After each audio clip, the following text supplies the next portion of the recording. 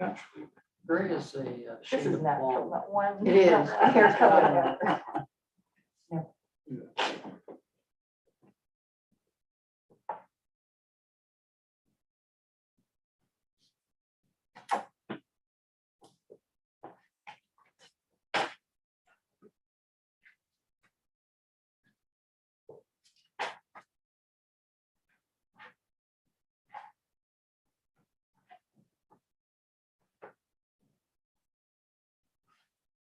John's all up to the big screen.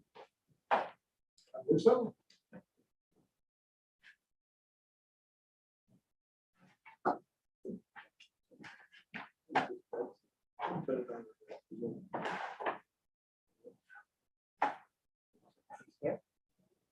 Yeah.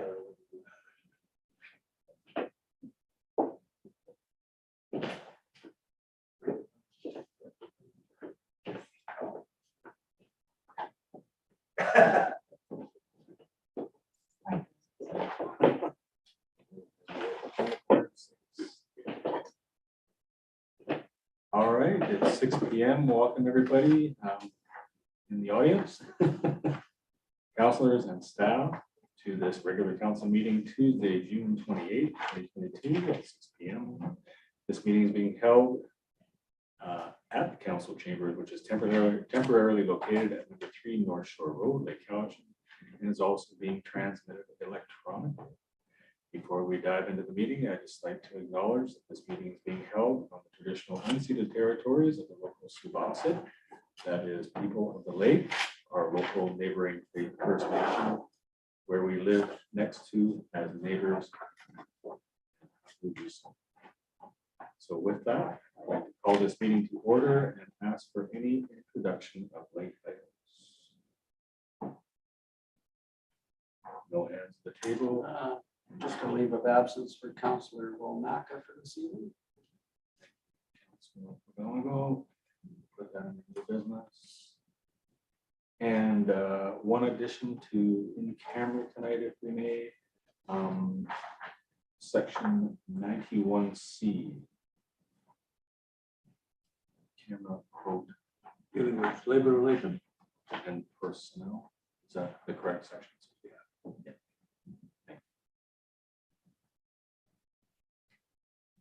Okay, with that, I'm looking for a motion to approve the agenda as amended.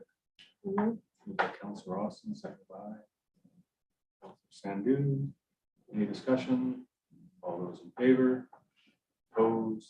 The motion is carried. Thank you. All right, next we have the some adoption of minutes. So we have the minutes of the regular meeting of council held on May 24th, 2022. Moved by Councilor Sandu, second by Councilor Austin. Any further discussion? All those in favor? None opposed, motion carried, thank you. Next, we have the minutes of the annual general meeting, council held on June 21st, 2022. Moved by Councilor Sanders, seconded by Councilor Austin. Any further discussion? Then I'll call the question. All those in favor? Opposed, none, motion is carried. Okay, no business arising or unfinished business, so that moves us right into delegations and representations. The first one is Brian. Please, Brian, help me out. Kapczynski, thank you very much. That is the architect for our municipal hall renovations. He is here to give us a progress report and questions. Welcome, Brian. Thank you. Worship, councilors. I'm Brian Kapczynski of BJK Architecture. I'm the principal architect and the owner of the business. It's a small business. There's 4 of us. We do a lot of this type of work for various municipalities around the province. My work is province-wide. I don't do any work in South Island, but otherwise, and I don't do any work in the Lower Mainland, but otherwise I'm all over the province. Give you a background on the project. I'm sure you're all familiar with it, but just to make sure that we all are. So the project's being done in 3 phases. First phase was the re-roofing of the building, completed in 2019. Second phase was the demolition of the 3 vehicle bay part of the building, and soil stabilization phase, which took place last summer, where the riverbank and the building footprint were prepared for the addition. Tree removal, we took down some big ones that were a hazard right on the bank. We cleaned up some underground abandoned services that had pipes and things that had been left over the years. And that work was completed at the end of last fall. Third phase is underway now. It's an addition and a renovation. And we have regular meetings at the site. We just had one this afternoon. So I'll speak about the third phase now. The project was tendered on BC bid. It closed in October 21. One bid was received. It was Copcan Construction for a tendered amount of $2.695 million. To date, there's been 2 change orders signed on the contract. The first was a nearly $35,000 course of construction insurance that's required on a project of this nature. The second change order was $78,000 and some change for soil stabilization under the existing footings. So that work is about to begin later this week. I don't know if you've been to the site, but you can see a lot of the demolition's been done now. There's a major steel beam holding up part of the roof, and the excavation work is going to happen under that beam. So it's not something you see every day. So the construction activities, the foundation work in the existing crawl space is 95% complete. What's happening down there is new footings are being poured and the walls are being tied to these new footings to give the overall structure much more stabilization in a seismic event. So basically tying the building to the ground. The demolition and reconstruction of the existing hose tower is underway. The old hose tower has been removed completely, including the block walls and an unknown suspended concrete slab that was up there. It's also been removed. All the electrical sub panels have been temporarily relocated, including the siren controls, and the siren is still on the building and still operating. And demolition of the vehicle bay south wall actually took place over the weekend or late last week, and the footings are coming out next.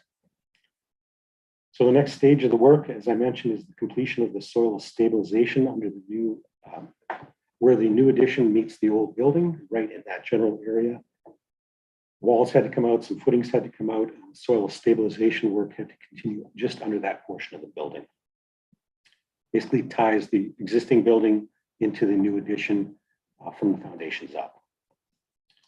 There's some administrative items that are going on in this stage of the project. So we're reviewing window shop drawings, siding shop drawings. These are drawings that the manufacturers produce for our review to make sure that they are the right size and the proper specifications. The kitchen and the washroom accessory drawings will be next, and mechanical, electrical shop drawings are being processed for the air handlers, the plumbing equipment, and all the new electrical work. As I mentioned, there are 2 change orders so far. There will be a third that we're looking at now. It was for unforeseen site conditions in terms of once the demolition was done, we're starting to see how the building was framed and if our assumptions were correct or incorrect. And we're at about 50% on that. That kind of brings us up to speed. So I'll open myself up to questions. No, I'm good for now. Okay. Anybody council have questions? I was just gonna say thank you for the update. It gives me an overview really of just where we are, where we started and that. So thank you very much. Oh, you're welcome. It's been slow to start. When you look at it, you think nothing's happening, but there's so much early stuff that has to happen. And they've been working under that crawl Yes. space for 2 months now, so they're not too happy about that. Thank you very much, Brian. So through you or through staff, at what point when the dollar value of a change order occurs, does council have to deal with those kind I deal with Joseph on change The orders. issue with that is, do we want to delay the process? Right. Or keep it going? Because at this stage of the game, it really doesn't matter because things that have to be done have to be done. So I think that's where we're at. And that's how we're approaching the whole process. Yeah. But Agreed to that. I just wondered if there was a threshold that has to be.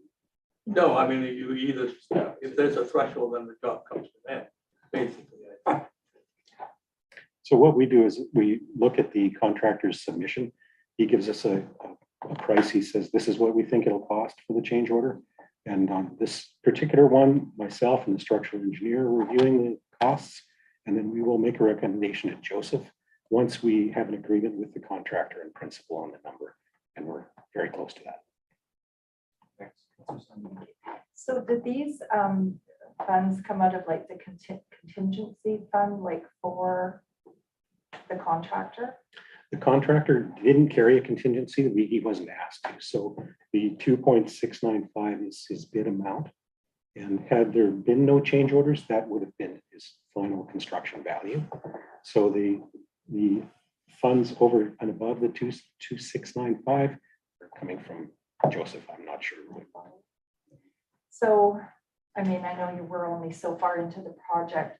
So I think maybe in a month or so or two, you'll have a better idea if we're going to exceed even greater what the amount was that was of the contract, just with the unknowns so far. So Correct. We're right in the middle of those unknowns right now because Yes. all the old drywall has come down and we can actually see what we're looking at. so you'll come back in a few months then. A few weeks, actually. Okay, thank you very much. Come back to Joseph. Yes. And I'm sure we'll be apprised of any updates from our CAO as well. He's keeping us quite informed on the project as we move forward. Through the mayor to you, if I may, on the timelines, are we still looking at the completion date around December? We are. We're expecting a revised schedule from the general contractor this week. I suspect with Canada Day, I won't see it until probably Tuesday. And if I may, with the relocation of the office staff, et cetera, that may expedite the project. It definitely will expedite the project. And it's been difficult to not only on yourselves, but also our staff trying to accommodate a renovation and continue the operation of the community. Well, they've put up with a lot. They put up with a new roof, which was a very noisy experience, I'm sure.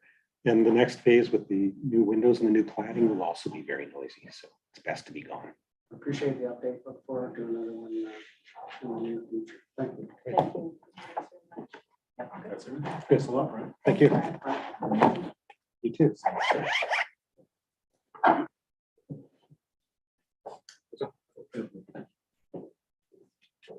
Okay, next up, we have Mr. John Alzinga, the General Manager of Community Services, CBRD, regarding Regional Recreation Services bylaw. Welcome, Mr. Alzinga. Prior to Mr. Alzinga starting, I'd just like to inform you that he is also the acting CAO in the absence of Brian Carruthers as we look for a replacement. So he's carrying many hats as he presents to us today. So I just wanted to make sure everybody was aware of that and welcome acting CAO / recreation manager. Every day is a different day. Get it all under one desk. Yeah. Many hats. Thank you, Councilor Bible. Thank you, Mayor Day. Thanks to everybody. Nice to see everybody again. It's been a while, so. We'll shut the light off. So. Sure. See you.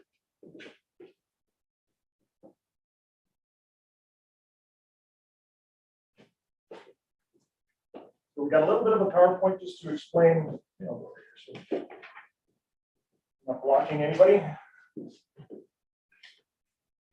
So the CBRD board is progressing with a usage-based facility funding model for its 9 facilities. So this has been a PowerPoint just to go through some of the details, assumptions, principles as we move forward with this project. Next slide. Brian. So the fair, equitable funding for Cowichan's publicly funded recreation facilities has been an issue since Fuller Lake Arena was constructed in the late 1960s. 1960s, 7 other major recreation facilities have been constructed. Some facilities have a better direct correlation between taxpayers and users than other facilities. And the 9th major facility and the most recently constructed was the Cowichan Aquatic Center, opened in 2008. Next slide. North Cowichan and Duncan, prior to construction of the Cowichan Aquatic Center, sought other jurisdictions to contribute tax dollars to the facility. North Cowichan and Duncan said at the time that for areas where there was no tax support, residents would be subject to a higher admission fee. Cowichan Tribes was the only jurisdiction at that time to contribute funding. North Cowichan and Duncan exempted electoral areas G, H, and Ladysmith from the higher admission fees because of their contributions to the Frank Jameson Community Center in Ladysmith. Residents of all other electoral areas and the town of Lake Cowichan were subject to two-tiered fees to use the Cowichan Aquatic Center. Over the next few years, each jurisdiction, either individually or as part of a group, negotiated with North Cowichan and Duncan on a contribution to the Cowichan Aquatic Center to remove the two-tiered fees. Some areas' contribution was publicly approved, some were directed through another CBRD function. Next slide. Electoral Area E, Cowichan Station, Satlam, Glenora, negotiated with North Cowichan and Duncan to have an initial contribution and public consent process to eliminate that two-tiered fee, and then to have a second public consent process to raise the contribution to appropriate levels. An alternate approval process was conducted in Electoral Area E in 2015 to raise that contribution. The AAP failed. The results were reported to the CBRD board in the fall of 2015. Next slide. The CBRD board directed that a review of funding for recreation across the region be conducted. North Cowichan and Duncan chose not to reimpose two-tiered fees until that review had been concluded. It should be noted during this review, funding has continued, but funding agreements from all jurisdictions have expired.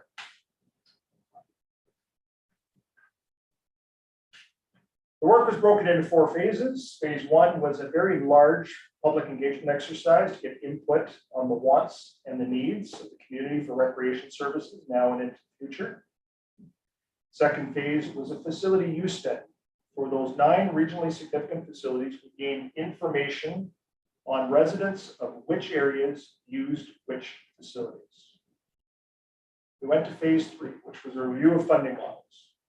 The board was unable at that time to choose an appropriate funding model, so we went on to phase 4 before return to phase 3. In phase 4, for the first time in 30 years, we have a regional recreation strategic plan to identify priorities and facility and amenity strategies. Next slide. We return to phase 3. And in August of 2019, the board passed a resolution to approve in principle funding 9 regionally significant facilities on the basis of the residency of uses, including the Cowichan Community Center, Cowichan Performing Arts Center, Cowichan Aquatic Center, Cowichan Lake Sports Arena, the Kerry Park Recreation Center, Shawnee Lake Community Center, Cowichan Sportsplex, Fuller Lake Arena, and the Frank Jameson Community Center in Ladysmith. It should be noted that the 9 regionally significant facilities are owned and operated by different public entities, which does complicate governance. 5 facilities are owned and operated by the CBRD. 3 are owned and operated by municipal governments. 1 is owned by a municipality and operated by a not-for-profit society. Next slide. Following assumptions and principles have been developed that underpin what needs to be done to make this funding formula work.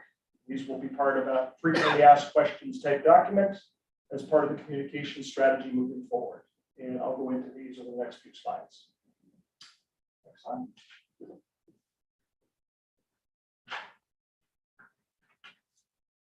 Zero-sum results. The new funding model would shift who pays into the current funding for regionally significant recreation facilities. There is no intent with the model to change the overall level of funding, which is a separate decision.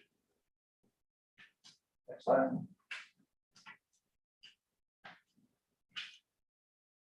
Whichever jurisdictions are involved in paying for a facility or service should be involved in the governance of that facility or service. Traditionally in the CBRD, as in most other regional districts in BC, the board has appointed recreation commissions to govern specific recreation facilities or services. It should be noted that facility-based commissions are a decreasing trend. The board in 2020 determined that rather than recreation commissions, a usage-based funding model would be governed by a standing committee of the board. I will let you know that's under review in the CBRD board as we speak. I anticipate bringing a report with options forward on July 13th. We consider debt. Taxpayers in the jurisdictions that authorize debt for regionally significant recreation infrastructure need to assume it.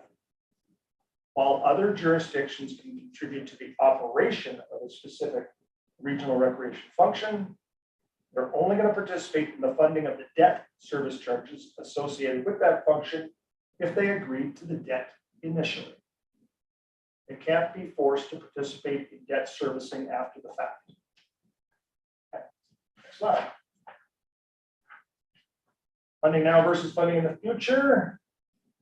Committing to fund the operation of a specific regionally significant recreation amenity does not obligate a jurisdiction to fund future changes to the facility or any future long-term debt. Any new debt would require new authorization. Any new facilities added to a funding model will require separate authorization to develop that facility before it gets added to the regional funding formula. Let me give you an example. Let's say 10 years from now, our friends down in Mill Bay, Shawnigan, and Cobble Hill are three partners that would like to move ahead with a new aquatic facility in the South Cowichan area. The residents of electoral areas A, B, and C would be responsible for construction costs and any debt related to the construction. And those three areas should request the rest of the region contribute to the operating and ongoing capital with each area's contribution based on usage. Okay. Next slide.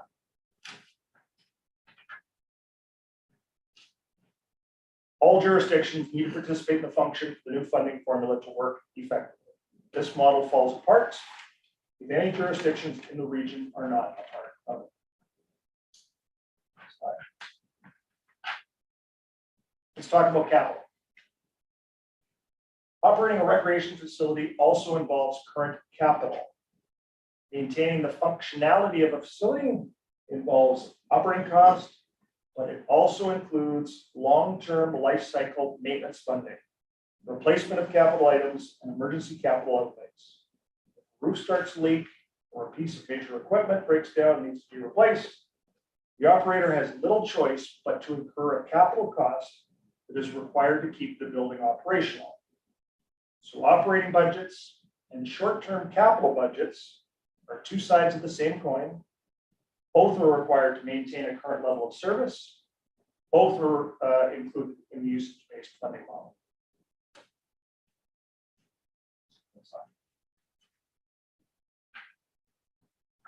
No changes to ownership of facilities are required, nor is any change necessary to the operating entity of any facility. Across BC, there are many examples of regionally significant recreation facilities that are financed by regional taxpayers, but are not operated by the regional districts. There are also many examples where a regional district contributes to the operation of a facility which is owned and operated by a municipality or not-for-profit society. Next slide.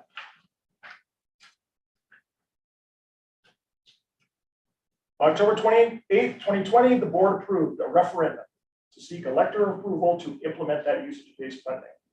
For the 9 facilities, it's going to be held in conjunction with local government elections this October.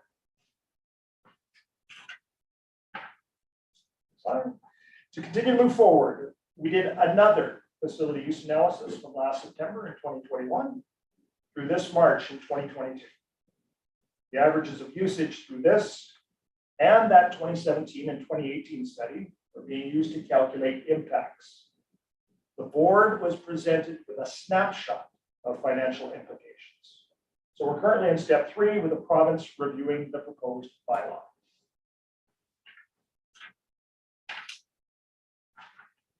There would be a limit of total funding, which allows for some variance in emergency capital funding in order to not unduly limit the sustainability of the operation of the 9 facilities. This new function would be intended to replace current funding through existing functions and programs for that net zero overall effect. No increase or decrease in funding, just a shift from where that funding is provided. That's fine. So implementing the funding process, the budget for each facility would be generated by the operator, clearly identifying the requisition amount. That budget would be sent through the CPRD Finance Department. Each of the 9 facilities requisition would be allocated based on the usage, 13 jurisdictions. So we're now on phasing. Because significant change in shifting to a new funding formula will cause some stress on some taxpayers, the change from the current funding formula to the new funding model is to be phased in over 3 years. In 2023, 1/3 of the net costs would be allocated on the basis of the new usage model, 2/3 on existing funding. In the second year, 2/3 of the net cost would be funded on the basis of the usage model, 1/3 based on the past model. And in the third year of the shift and each year thereafter, all the net costs should be apportioned based on the new usage-based model.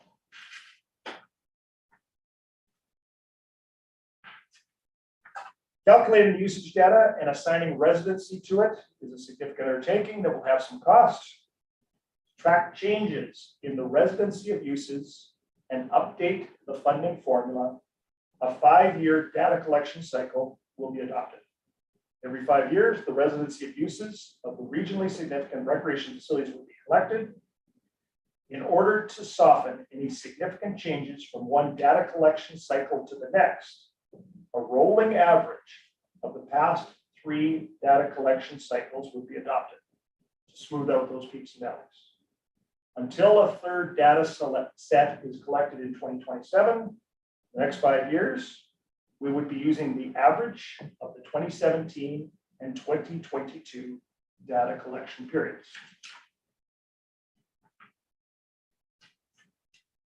I think I'm back 1, right? Thank you. And this slide just illustrates that built into the bylaw is a review of the new function in 6 years' time. So what does all this mean? In this case, for the town of Lake Cowichan, the information here was presented to the board on May the 11th. It's a snapshot if facilities in the last year pre-COVID, 2019, had budgets based on usage. Okay. Note that the percentage of usage that's presented here is that average between 2017 and 2022. So the example shown here is the Cowichan Aquatic Center. In 2019, the total tax requisition for the Cowichan Aquatic Center was $2.88 million. Of that, the town of Lake Cowichan paid $12,200. We've determined the town of Lake Cowichan's usage of the Cowichan Aquatic Center is 2.25%. Under a usage-based model, the town of Lake Cowichan should have paid $64,838, an increase of $52,638. Example number 2. So the Cowichan Lake Sports Arena. 2019, total tax requisition for the Cowichan Lake Sports Arena was $1.1727771. Of that, the town of Lake Cowichan paid $404,796. We've determined the town of Lake Cowichan's usage of the Cowichan Lake Sports Arena is 30.55%.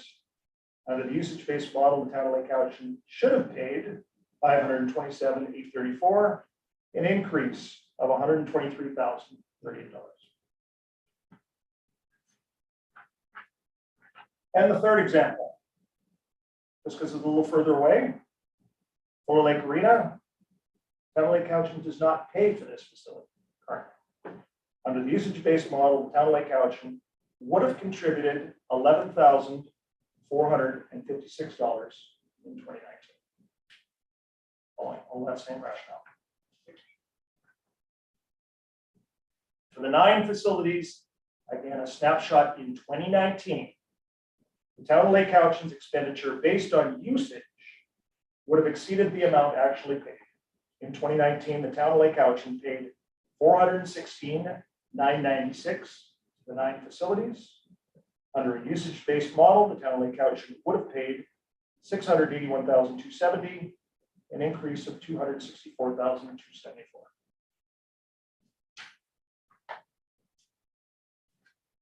Next slide.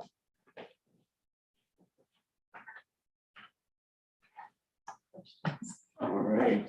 You might want to take a chair. How many hours did this take? Go ahead, Councilman. First of all, thank you for that presentation. I think what this shows is the impact to certain communities on increases. On the flip side, there is also significant decreases for areas as well. Moving forward in the discussion was the implementation of the funding into 1 year, all into 1 year for the usage base. And it was thought that to soften the blow of some of those significant increases, that a 3-year phase would be helpful for those communities. For instance, you'll note that only the Cowichan Lake Arena was identified in significant facilities, not the community halls. They will stay separate under our sub-regional function 450. So they will not be impacted in the usage agreement. They will continue to reside as they are.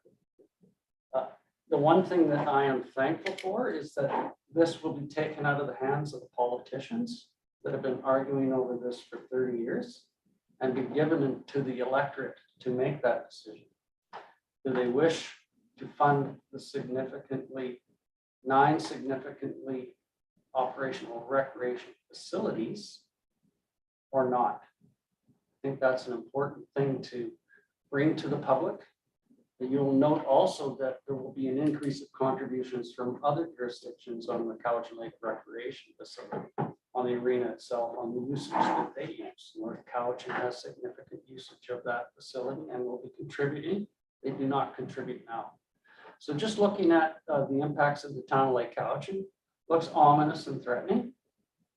And that's with the decreases in F&I to that contribution and the usage number of percentages being allocated throughout all users.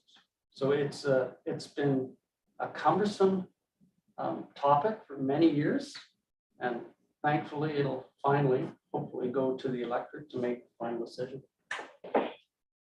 Thank you, Councilor. Councilor Sanders? Thank you. I found this fascinating. I spent many hours on this, just so I could understand this. So I really focused on 2 things: was what the town of Lake Cowichan hasn't had to pay within the other facilities. So currently we pay 0 for many, but with this, for all the facilities, we would have been paying $57,321. Based on the Based on 2019 Yes, snapshot. yes. So And so looking at the Cowichan Lake Sports Arena recreation, currently the town of Lake Cowichan Area I and Area F put the bill of 1.727771.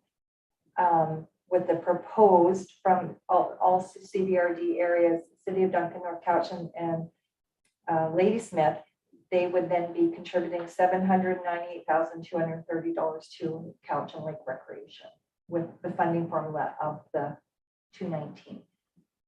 So I found it interesting that Area I and F dropped as much as they did. That really actually surprised me. And I was at the CBRD table when we did the vote of the 1 to 3 or 3 years. And I voted for the 3 years because we're really the highest, town of Lake Cowichan is the highest increase overall with this. So anyway, thank you for this report. As you say, it will be going to the residents at election time and they will decide. So great job. Anybody else? I just have one question, John, and Councilor McGonigal or Councilor Sandhu may have explained this to us before, but it's forgotten. Was there any discussion around an assessment-based model, getting to the process. So that 2019 phase 3 was where we looked at 5 major funding models and about 9 different sub funding models. And so equal assessment, everybody across the region paying the same, was one of the 5 major funding models. By population was one, usage was one, paying for your own facilities in your own local area was one, and paying for the nearest facility, even if it was outside your area, was one. Okay, what we call hierarchy. So, and then we started getting into hybrid models of those 5, and eventually the board just said, no, we're going to defer decision on this in 2019. So when we came back and looked at it again after that phase 4, they just decided usage. Thanks. So much work's gone into this. Thank you very much for that. No problem.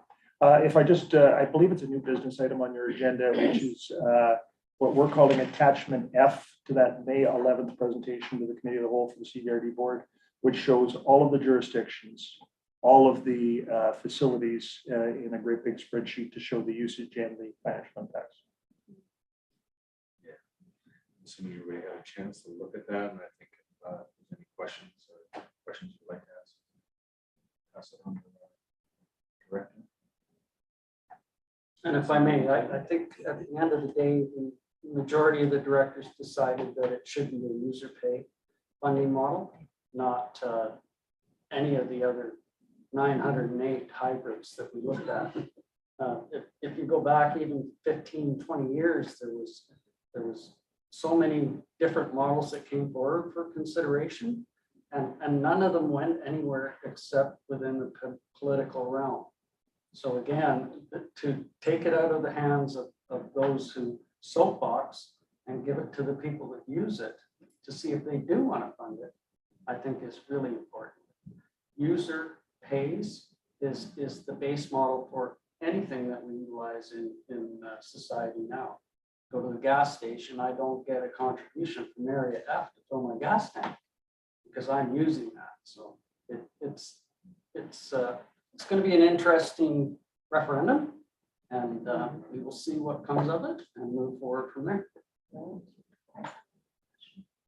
Just regarding the commissions, regarding, you had, I think at the CVRD meeting, you had said that the commission at Couch and Lake Recreation will still be in place if this changes, like with other, could you explain why? Sure. So there's 3 points to that. So first of all, through the phased in model, we need commissions for that hybrid funding for 3 years. So it's automatic that commissions would stay in place. The CVRD board decided that the Couch and Lake Sports Arena should be separated from the community halls, as Councillor McGonigal said. So we would still need some governance for the community halls. And the third piece is, as it was said in the slide, we have the assumption or principle that if you pay for something, you should have it, you say. So now we have a situation with a usage-based funding model where Saltaire pays a little bit toward Kerry Park and Ladysmith pays a little bit toward the Couch and Lake Sports Arena. So in theory, those people should be going to each of those commissions, beyond that commission. And then you get into the question of, well, how much should they be on the commission? So if their contribution is half of somebody else's, do they get 1 commission member and the other one get 2? For the Couch and Lake Sports Arena, under a usage-based funding model, North Couchant pays more than F&I combined. So does that mean they get 12 commission members? I don't know, so to speak. So we struggled with commissions, and that's why in 2020, January 2020, the board made the decision, let's just do it by a standing committee rather than having 15 people or 30 people go around. Let's just all meet at the CVRD boardroom and discuss recreation facility issues. Well, some of the directors have had some second thoughts around that. They want us to revisit that. I said, well, here's one potential solution, is to put task forces together. So if you're going to do curling at the Couch and Lake Sports Arena, why don't you get the subject matter experts that are in the area that are going to look at that issue and bring it forward for the governance. So that has not been approved or adopted by the board. So the impression that I got, it wasn't specifically said, but that they would like a commission model of some kind. And so right now, North Cowichan doesn't have commissions. So what do we do with the Cowichan Aquatic Center? How do we involve the Sportsplex board, which is a set of volunteers right now, into that? So I'm starting to write that report, and it's going to be on the July 13th agenda for the next round of consideration on commissions. Can I ask you a question? Yeah, go ahead.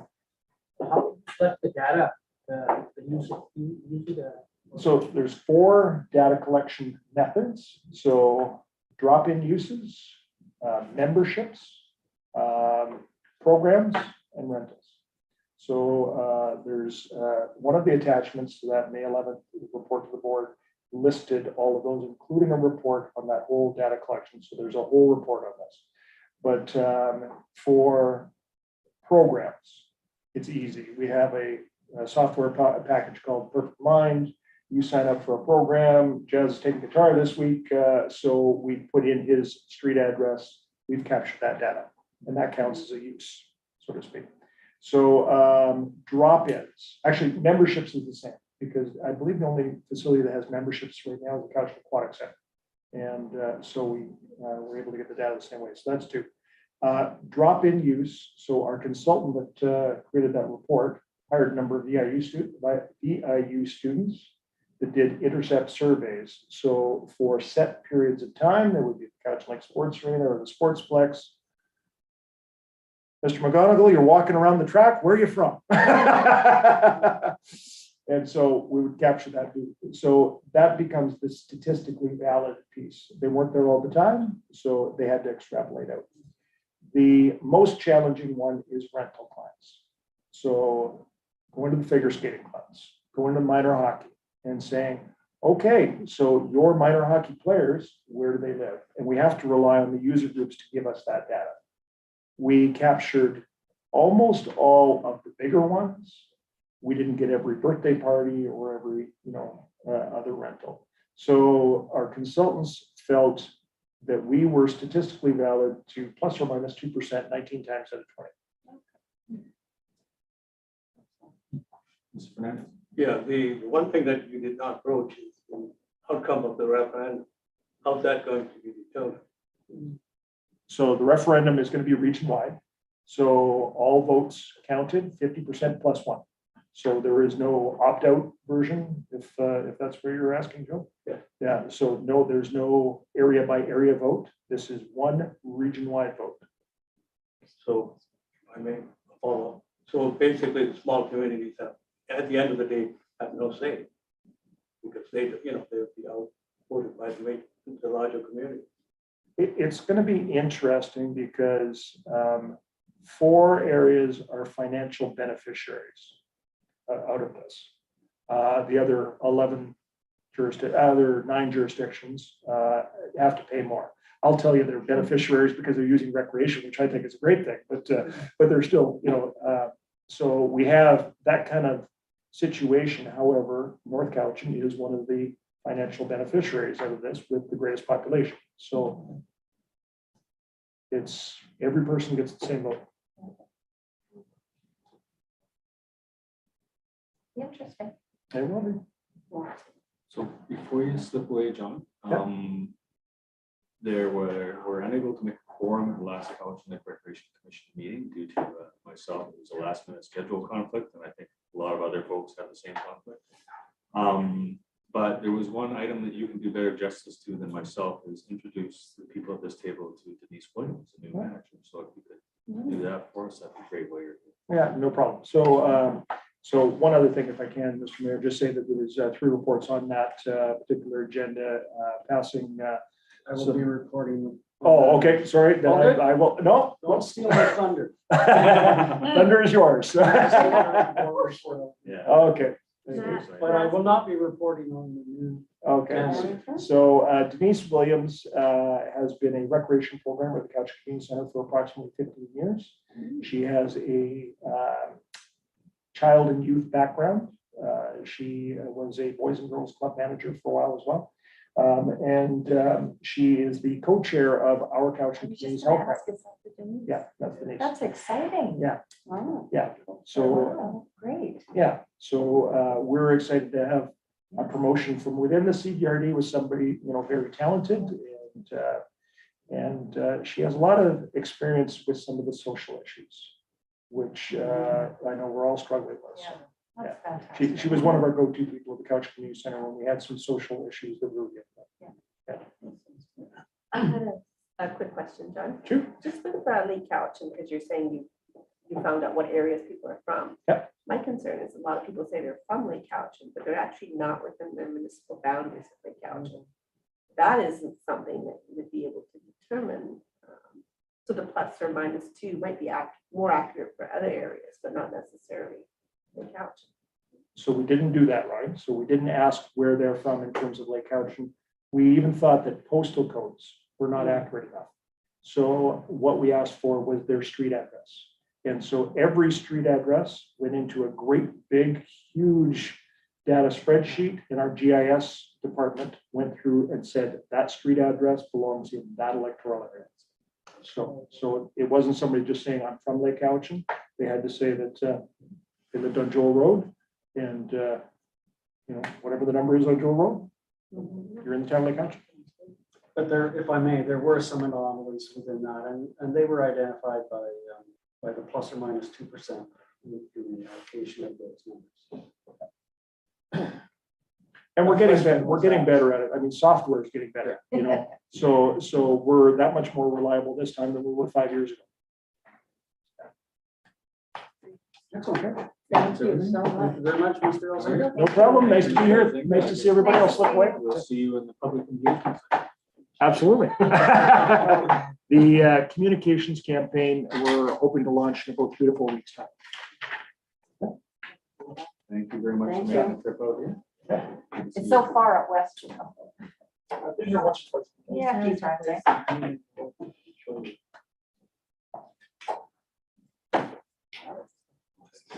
Yeah.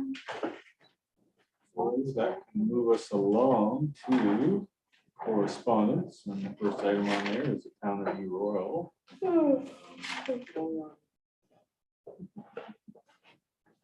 For some support. ECM resolution session. Corridor Foundation, any questions, comments on that? Stephen file. Next item is the annual Panago Grand Parade entry form, July 9th. Just, That's production city, right? yeah, if we could be involved if we wanted to. Oh. I know myself that I will be away that day, so. Oh, well, it's this Thursday, it's tomorrow. Bye, John. Thank you. Thank you. Oh, July 9th, Thursday. Yeah. But,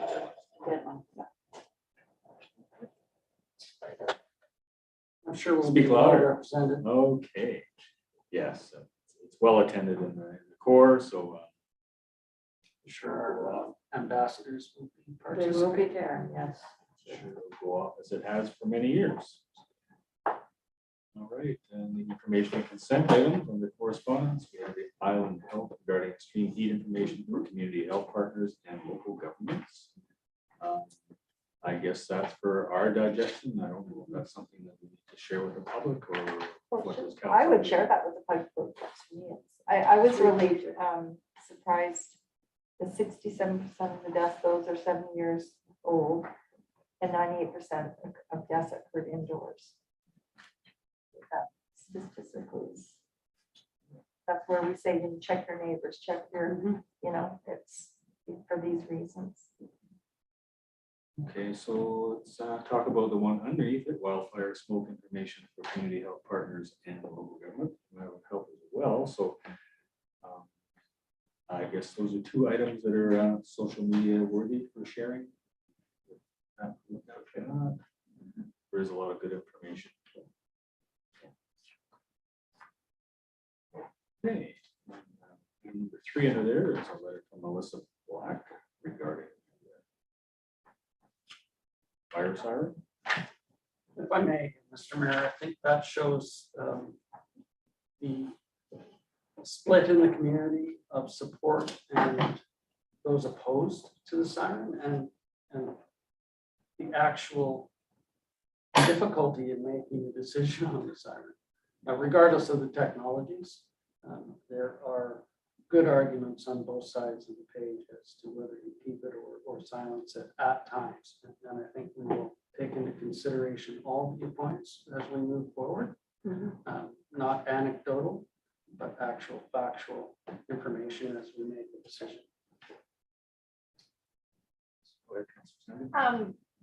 In previous council, did the fire department give a report or anything on this, like either way of supporting it or not supporting it, or? I can speak to that. My memo that was presented to council Yeah. was after discussions with the Okay. fire chief. And he had basically agreed to the terms I outlined there. Can I follow up? Follow up, Councilor Sanders and Councilor. So, and I think for clarity to the community is that they need to understand why it's there, why it runs. It's not needed, the fire department, firemen have pagers, they, you know, whatnot. I think people are just not thinking that siren is the call out. And maybe that was years ago. But it's not the call out for them to get woken up and to come to an emergency. So I think if we could do some sort of public education on this, then maybe when the final decision comes, people will understand what why whatever decision is made.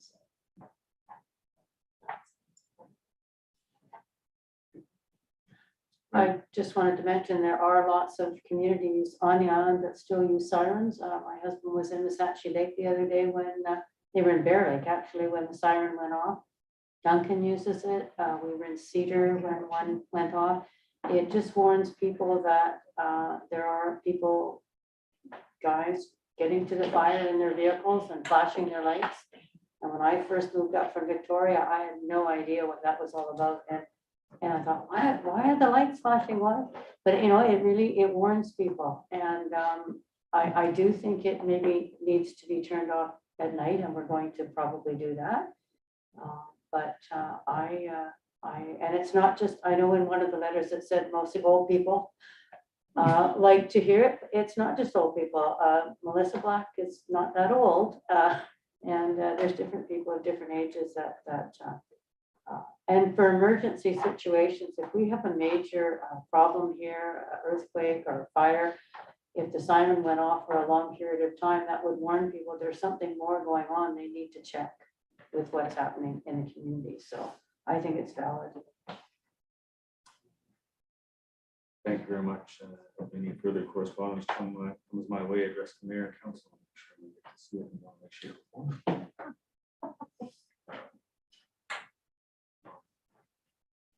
So next we can move on to reports. Committee reports. We have a committee of the whole, June 14th, 2022. Councilman Donovan. Thank you very much, Mayor Day. I would like to move the minutes of the committee of the whole meeting held June 14th in this very location, number 3 North Shore Road, Lake Cowichan, with the following recommendations. That the committee recommend that the town enter into an agreement with the property owner of 38 King George Street to lease the building for temporary office space for the administrative staff until the municipal hall upgrades have been completed. 2, that the committee recommend approval of the Lake Cowichan Fire Department incident report in the amount of $9,461.65 for April 2022. Also, that the committee recommend that meetings with ministerial staff be arranged previous to UBCM to discuss the town's sewage treatment plant upgrade application, as well as letters requesting a follow-up for prior meetings in Victoria with the following provincial provincial ministers. Minister of Municipal Affairs, Minister of Land, Water and Resource Stewardship, Minister of Environment and Climate Change, and Minister of Forests, Lands, Natural Resources Operations, and Rural Development. Also, the committee recommend approval for Stantec Consulting Services to undertake the work in conformance with Island Health's mandated requirements on meeting the established aluminum levels in the amount of $29,900 plus taxes. That the committee recommend that the matter of dog parks be added to the town's 2023 strategic plan. That the committee recommend approval of the progress update provided in principle as follows. An agreement that the superintendent is to be involved in the location of the benches provided by the kin. An agreement to be drawn up to limit the number of benches to 14, and that future installations will be the responsibility of the town. A tender award has been issued to Swingline to undertake ground and site improvements in the amount of $44,821.35, inclusive of taxes. And signage improvements are being worked on to ensure that the town emblem is displayed on the park signage, so ownership of the park is evident. That the committee recommend that council approve the reimbursement of $673.26 to Councillor Sandu for the vehicle rental expense incurred for FCM. That the committee recommend that approval be given for a leave of absence for Councillor McGonigal from the annual general meeting to be held on June 21st, 2022. I will move those minutes with those recommendations. Seconded by Councillor Austin. Thank you very much. That was a very busy meeting. Any discussion arising from those recommendations? And I'll call the question. All those in favor? Opposed? That motion is carried. Thank you very much. So as mentioned earlier, the Cowichan Lake Recreation Commission did not have a meeting because there was not a quorum. But popped into the rec center and had a conversation with the assistant manager. And I've been informed that one of the biggest things that was on that agenda was a verbal report that the ice will be going in, started to go in again July 15th, so it's ready to go August 1st. Rest to Councilor Longo, because there was no business discussed, we will be discussing with the board. That's why you'll probably find the minutes online as well. So with that, I move along to Vancouver Island Regional Library, Councilor Bomaka. I'm not sure if there was a meeting. I haven't been privy to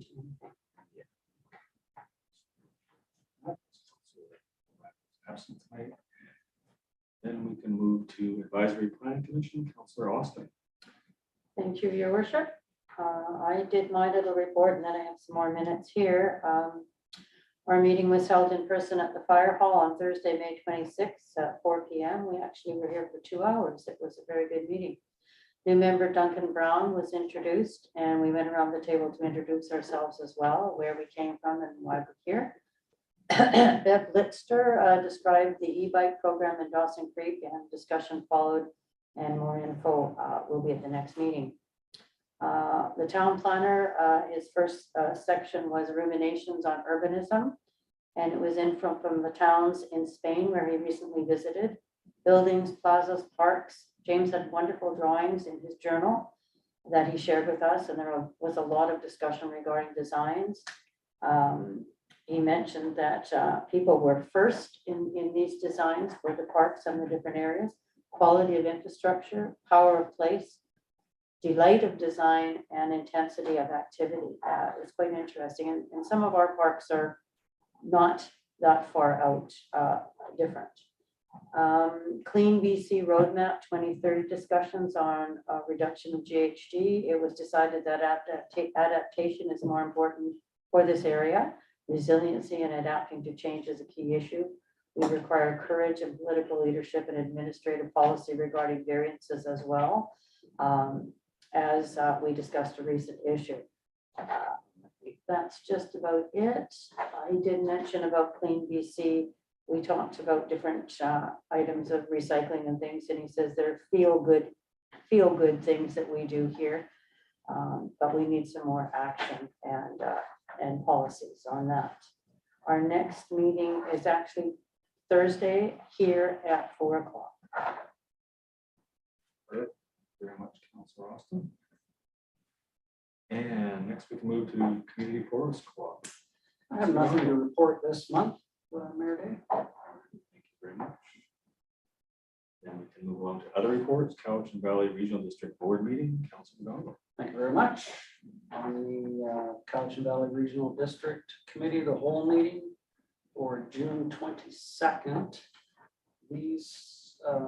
This was where most of the Cowichan Lake recreation items were discussed and brought forward for consideration. There was Honeymoon Bay Community Society list of free usage for the hall space in 2022-2023.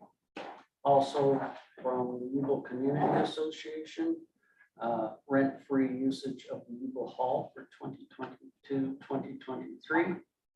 Also from Missachi Lake Post Office was the agreement for usage in Missachi Hall for 2022 to 2027.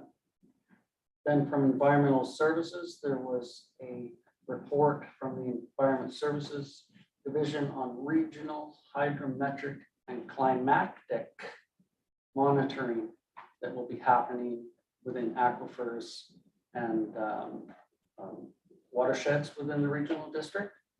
And one of the questions that was brought forward was not only to be considering the quantity of that supply, but also the quality of that supply, given that some of the aquifers are in heavily industrial areas, et cetera, in the south end. There was a consideration of an aquifer in the Cedar area also, which resides within the airport areas of high industrial intensity.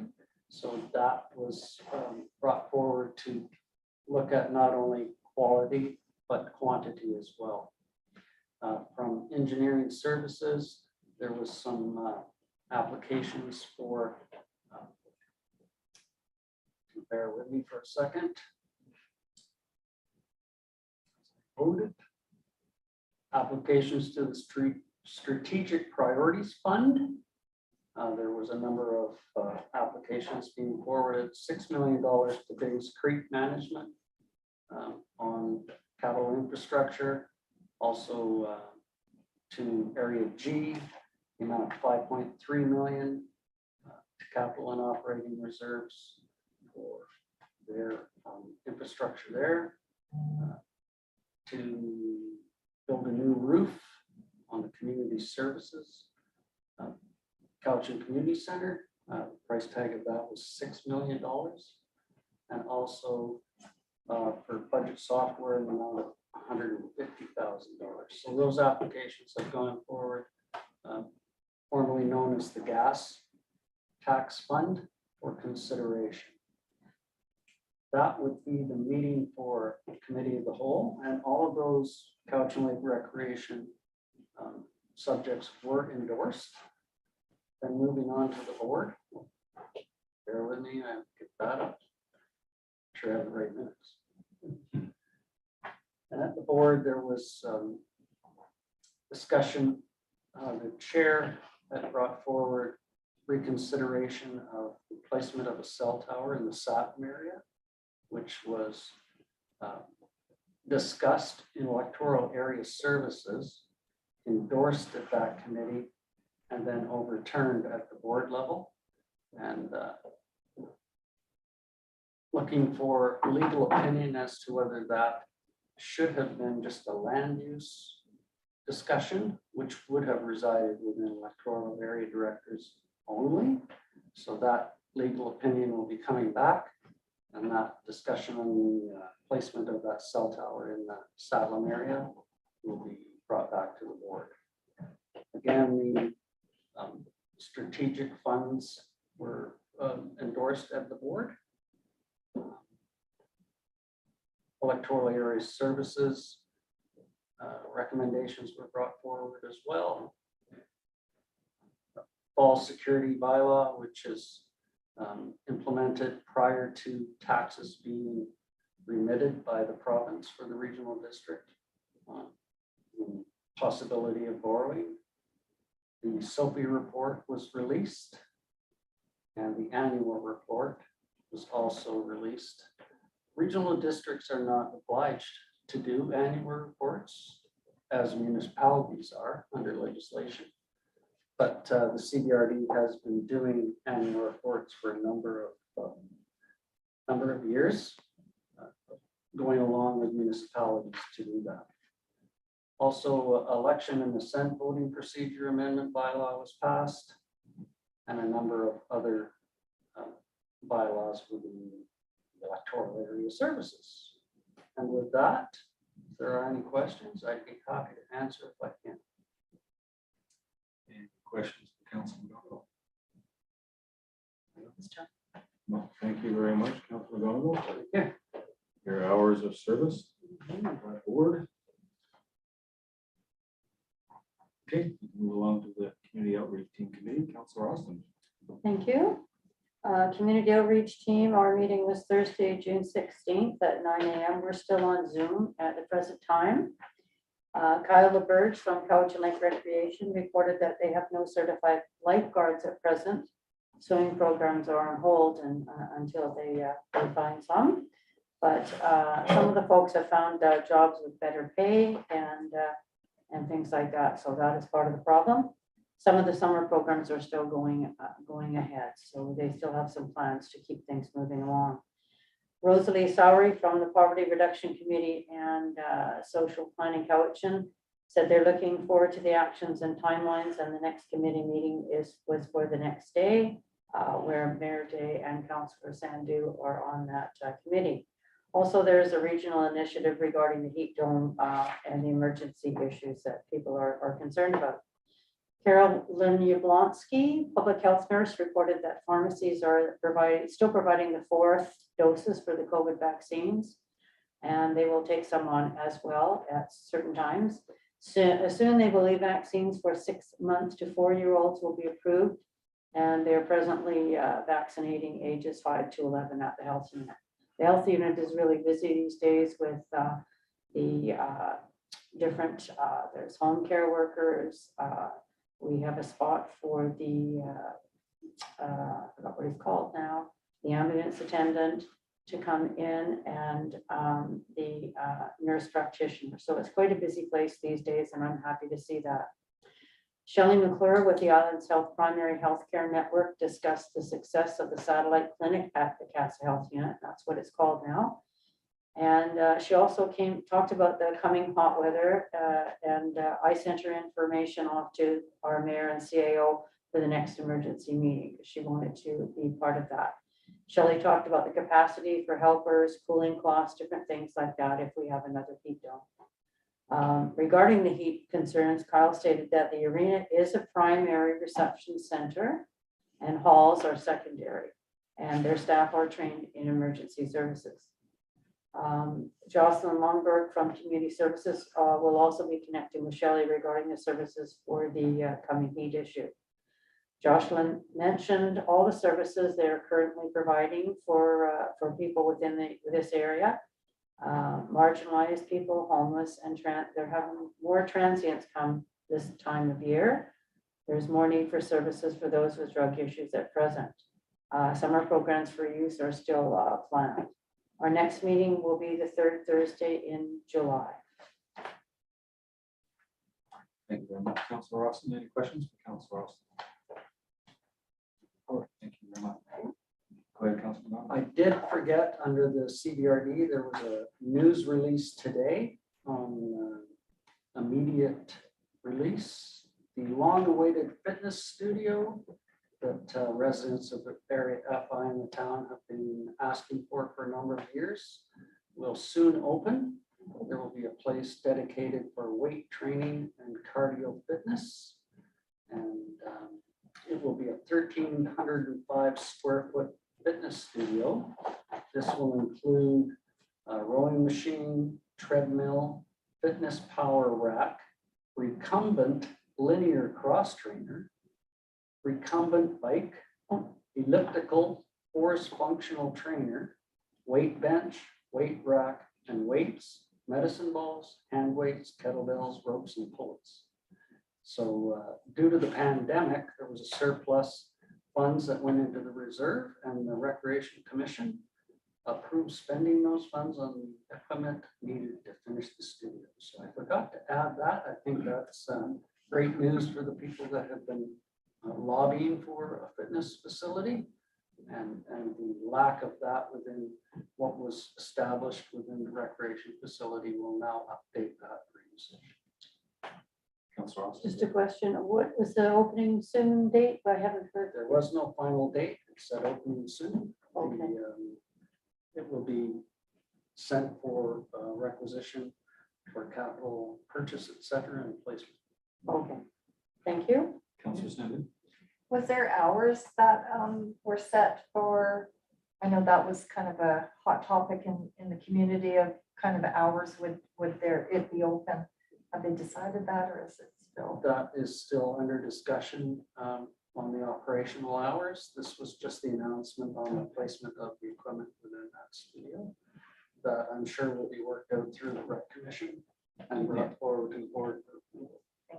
In the original report, when decided to move forward with that project, they did most of their outreach to other commercial gyms and the lake and the Cowichan Valley, and they were considering hours from around 7 in the morning till 8 at night at that time. Ooh, that's good. So we'll see what the final outcome of that is. Great news. It is good. See you all there? Yeah. They're not swimming normally. Cut the river. Maybe. All right, thank you very much for remembering that, Councilor McGonigal. Next, we have our Cowichan. Councilor. So we had no meeting in June. Our next meeting is July 14th. And then Cowichan Watershed Board. So we had our meeting yesterday, and there was an announcement from the BC Real Estate Foundation of a $180,000 grant over 3 years for the Watershed Board. That's very exciting. September 25th is World River Day, and Genevieve will be coming and up to Lakeview Campsite, do a tour of the weir. The Cowichan Lake River Stewardship Society will be doing something at Saywell Park, at the Cowichan Estuary, and another location, just in celebration of World River Day. The Lower River Cleanup Day is stated for August 28th.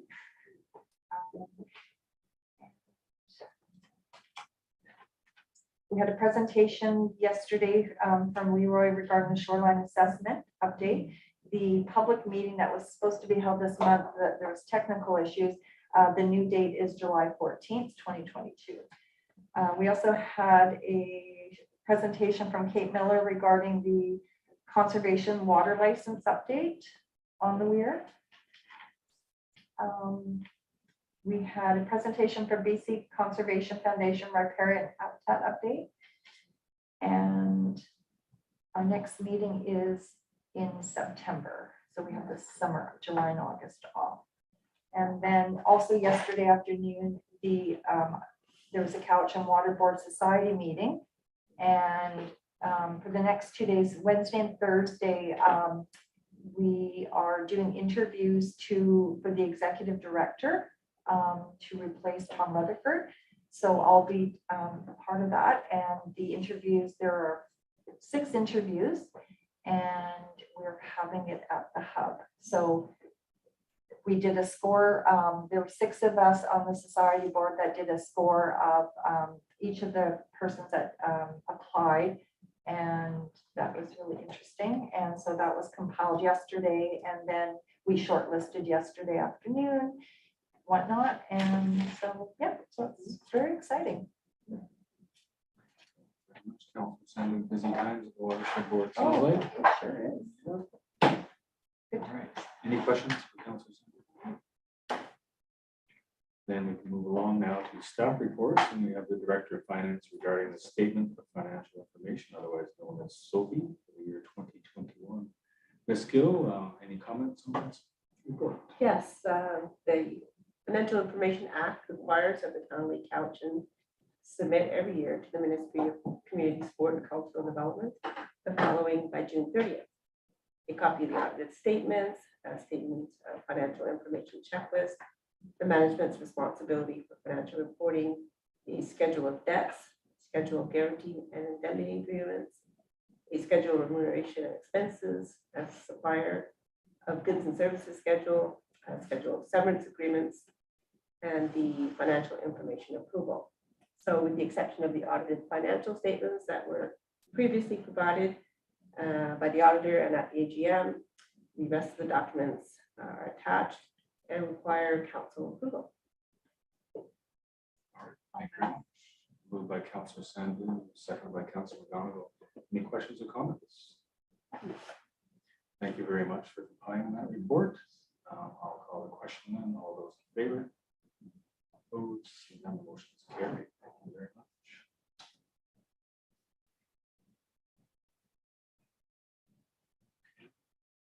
Go into bylaws. For us tonight is the Town of Lake Cowichan Water Rates and Regulations Bylaw, number 1076/2022, and this may be read a first, second, and third time. Mr. Fernandez. Your worship, this bylaw replaces bylaw 1064/2021.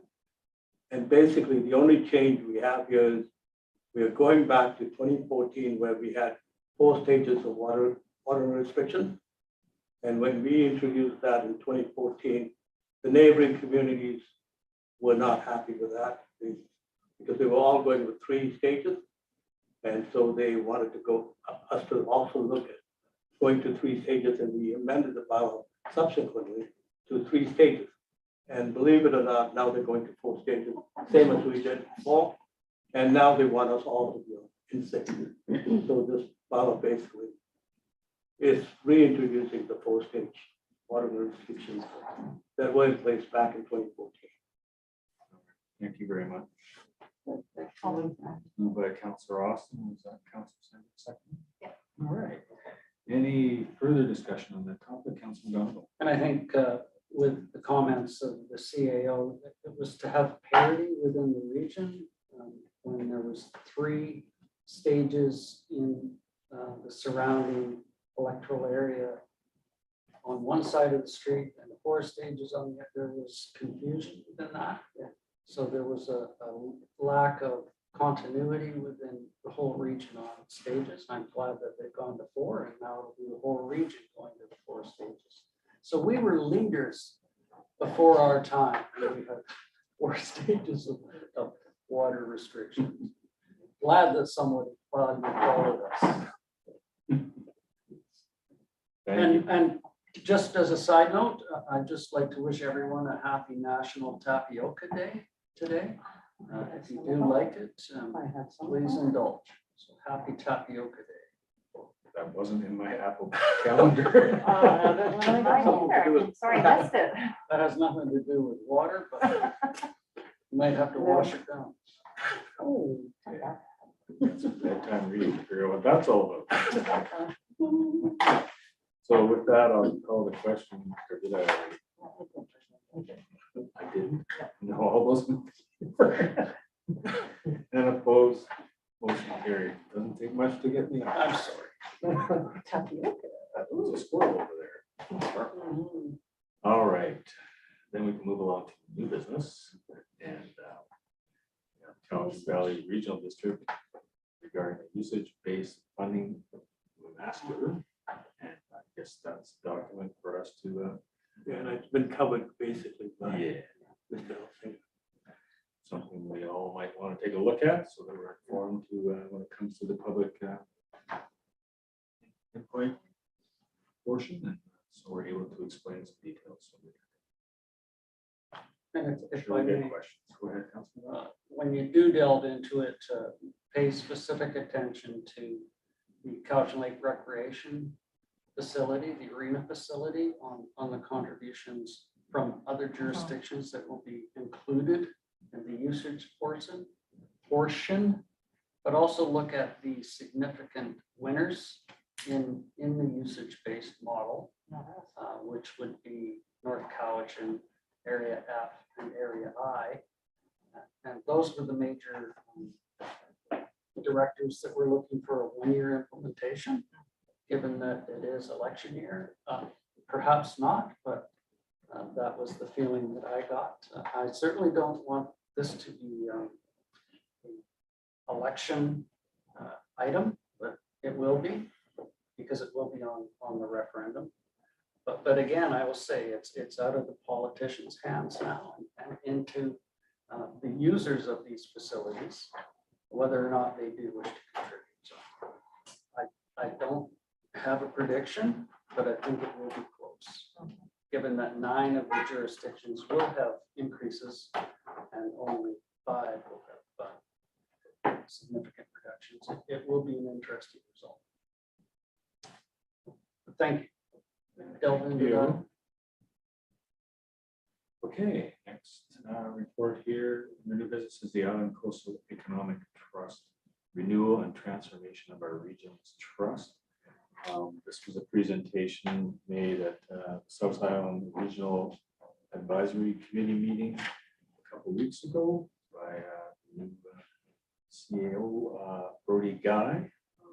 This happened a few years back where they had to ask the province again for renewed funding to top up the trust. Now they're looking for, we read through this. I forgot. Just so that they want the trust to be funded so that it will never end. There'll always be enough interest being paid to the money that's invested to keep the trust permanent. So we're gonna. So Mr. Guy would be happy to come to us and make a presentation. They are putting a EBCM resolution to the floor, looking as well for our support in municipalities convention. So happy to take any questions, or I'd be happy to invite Mr. Guy after his time to walk through the report. Could we do like a Zoom? Meeting? Yeah. Something like that. I can definitely reach out to him, try and schedule him, or get staff to reach out. Schedule it to one of our next meetings. It'll have to be in July. September might be too late, but we'll see. If you'll notice in one of the charts there, it shows that there are several trusts in the province that are permanent. So basically, there's a good case. This one to that. I see it's very important. Okay, next item on new business, of course, is the approval of the absence for Councilor Wabaka at tonight's meeting. So moved for personal reasons, moved by Councilor McGonigal, seconded by Councilor Sandu, right? All those in favor? Opposed? Motion carries. Thank you very much.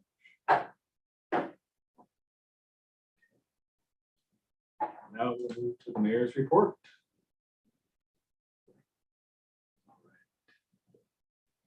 June 2022 mayor's report. June 2022 has been a very busy month throughout the community. The town of Lake Cowichan mayor and council were able to hold a well-attended open public meeting for the first time since 2019.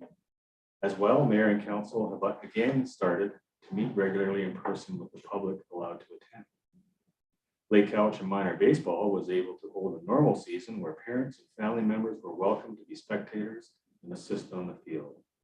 They were also able to hold this year's banquet and awards evening. The Lady of the Lake Society was able to host the ambassador program and welcome spectators back to their events, which led to the crowning of this year's ambassador team. Also, Lake Cowichan School was able to host their scholarship award ceremony, as well as their grade 12 graduation ceremony and a very entertaining play in the LCS Theater, all of which were open for family, friends, and the public to attend.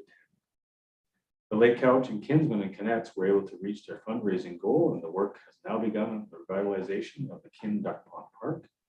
When completed in early September, our community will have to have a fabulous playground that will be accessible to all children. These are only a few of the happenings this past month in and around the town. When I reflect on the occasions I have listed above, I think of all the caring individuals that have dedicated so much time and energy to helping make things happen. We should be proud of our community spirit. The summer season is upon us, and many visitors will be arriving to enjoy all we have to offer in and around the lake. Along with forestry, tourism is also a contributor to our local economy and something we should do our best to embrace. Our local retailers certainly appreciate the extra business that helps carry them through the slower months of the year. With the upcoming busy tourism season, the phrase "be kind, be calm, and be safe" would seem to still apply as we move into this busy season. May I mention something about the July 1st celebrations at Central Park starting at 11? We'll have music and food and a few little things for kids to do, and we hope that locals will come out and enjoy. You don't have to just live in the town to be here. Starting at 11 and going till about 2 o'clock. Thank you for bringing that up. I would have, but it wasn't. Oh, sorry. Well, this is prequel. Yeah, no, thank you for bringing that up. Any other community events somebody would like to bring up here? So with that, we'll go to notice of motion. There was none. Then we can go to question period. And we will pause for 3 minutes to allow the public to call in or email. The phone number to call in is going to be, Or the same number, just extension 122. okay, still 6. All right, okay. The phone number is 250-749-6681, and the extension number is 122. Once again, the phone number is 250-749-6681, extension 122. Or you can email your questions now or at any time to general@lakecouch.ca. With that, we'll now pause for 3 minutes to come back at 7:20.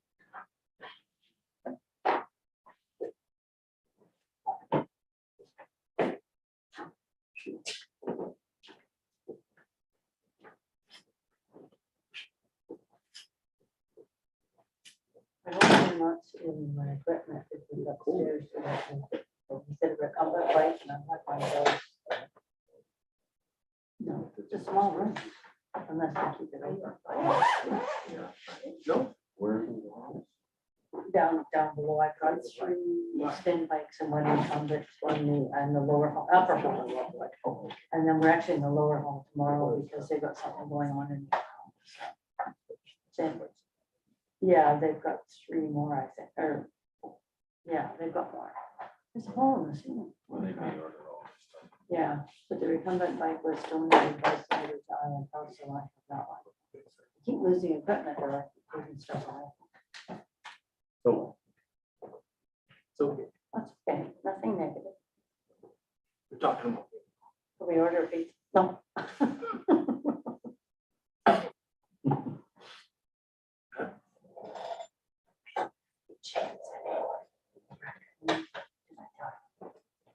Oh, yeah, yes. Yeah, so it's cleaned everything up. Pictures that are on Gordon's game and it was the table. Is that what it is? No, I think- So, yeah, today, it was that. It was and it's too big.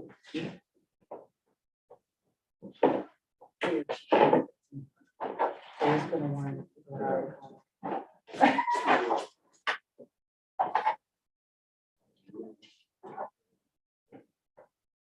It's cold. Can we turn the heat on? Jeez.